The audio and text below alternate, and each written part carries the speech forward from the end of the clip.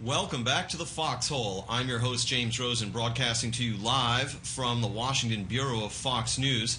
We have today a subject that is close to my heart. As some of you may know, I spent my adult life, in fact, I'm ashamed to say, 17 years working on a book about Watergate. It's called The Strong Man, John Mitchell and the Secrets of Watergate. It was published 5 years ago. But really to work on the subject of Richard Nixon, and particularly the Nixon White House, is a life's work. And that's because Richard Nixon made some 3,700 hours of secret recordings in the Oval Office, the Executive Office building, Camp David, various White House telephones. Today, all but 700 hours of those recordings have been released to the public. The last such release in installments dating back to the 1990s occurred last week, with the National Archives making 340 hours of those conversations available, up to and including the very last of the Nixon tapes, July 12, 1973, a brief conversation between the President and his secretary, Rosemary Woods. We're going to talk about the Nixon tapes with the reigning expert on that subject. He is the author of 2 books. They include biographies of President Bush, 43, and Lyndon Johnson, George W. Bush, Life of Privilege, Leadership in Crisis, and Lyndon B. Johnson, Pursuit of Populism, Paradox of Power, by my friend and the historian, Associate Professor of History at Texas A&M University, Luke Nichter, who joins us from Austin, Texas. Luke, nice to have you in the Foxhole. Hey, thanks, James. It's my pleasure. Now, Luke is also the co-founder of a website called www.nixontapes.org. When did you found that website, and why did you do it? Well, that website was started coincidentally on the same day that the Nixon Library came under federal control during July of 2007. And why I did it, it was never planned. The website was never in the cards.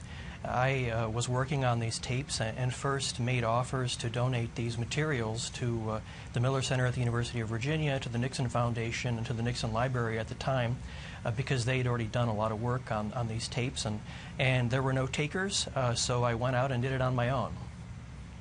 Now, Luke Nichter, you have to understand, folks, is the country's reigning expert on the Nixon tapes. All of the newspaper and internet coverage that you saw of this release of the Nixon tapes last week, all of the reporters who wrote those articles went to Luke Nichter and said, tell us where to go here. In 340 hours, obviously deadline-strapped reporters can't get to them all themselves. So I've asked Luke to join us here in the Foxhole to review just a few of the most interesting tapes that were released last week. We're going to start with a conversation between President Nixon and his National Security Advisor, Henry Kissinger, that took place in the Oval Office on May 2, 1973, a point when the Watergate scandal was really starting to explode. By this point, Nixon had had to force and accept the resignations of his 2 closest aides, White House Chief of Staff Bob Haldeman and Domestic Policy Advisor John Ehrlichman. Ehrlichman had been the leader of the group called the Plumbers, whose job in the Nixon White House was to investigate leaks of classified material to the news media.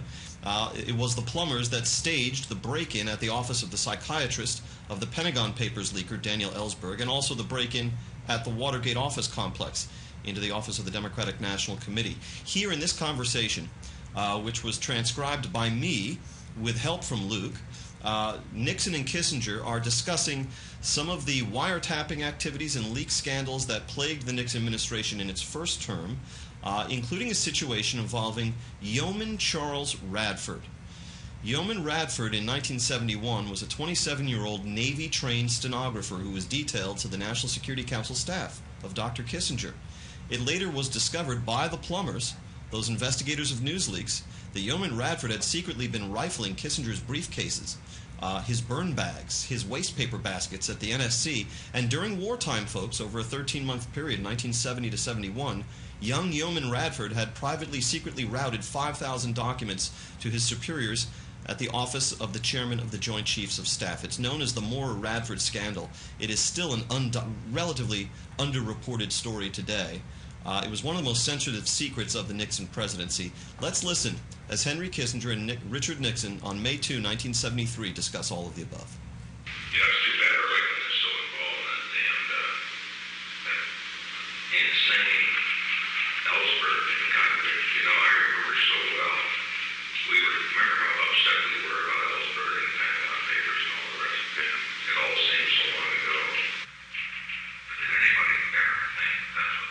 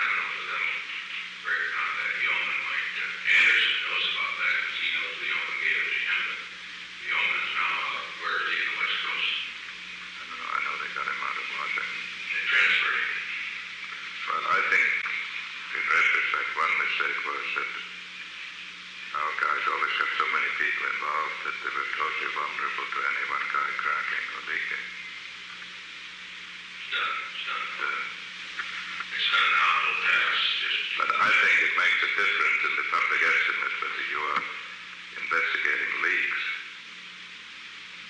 or whether you're doing it for what seems to be political purposes. People want leaks investigated. So I Don't, and it's not anybody ever actually says, but you're like we were investigating leaks. And we are continuing to.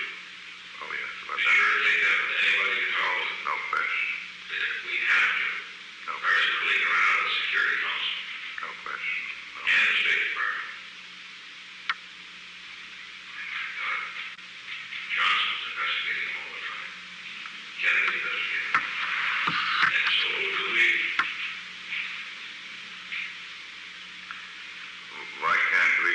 I must say it's too late now. Elliot worries me. He's going to be very ambitious. He's not going to be out. I mean, the presidency, I know it's all very well to say that he should have the free hand, but you should give the free hand only to somebody who is wise enough to use it. And By putting FBI agents on the wall. I just don't know. From what I've seen of Elliot in I'm defense, afraid that was dark. Nevertheless, it's Elliot is out for himself. sure is. And Elliot will not necessarily agree that the major objective has to be to keep it away from the presidency, because all these guys have a high incentive to stump it on somebody. Well, True or not. I mean, it doesn't have to be true. How can one defend oneself? sure. Well, don't be discouraged. I am not discouraged. Elliot was a team player, I think. When I talked to him, I'm going to talk to him very frankly. And that's just kind of let go of the idea of letting us appear at Bob Haldeman and John Early when they're criminals. And the FBI agent standing there in the hall like that. I couldn't believe that. I couldn't believe it. How would you would like somebody standing in front of your desk and say, boy, your paper, you were going to sneak them out in the middle of the night. Christ, they aren't going to sneak any papers out of this place. So that was just under 5 minutes of audio from the Nixon tapes of May 2, 1973. The President and Henry Kissinger were joined here in the foxhole by Luke Nichter, the reigning expert on the Nixon tapes of Texas A&M University. He's joining us from Austin. Luke, your impressions from that recording? Well, they discuss a number of issues, both contemporary issues in 1973, but they're also reminiscing about issues from a couple of years before. And, you know, one of the things that I've listened to, because I've heard enough of these tapes, is there's really a Nixon for every occasion. There are many sides to Richard Nixon, and depending on what he's talking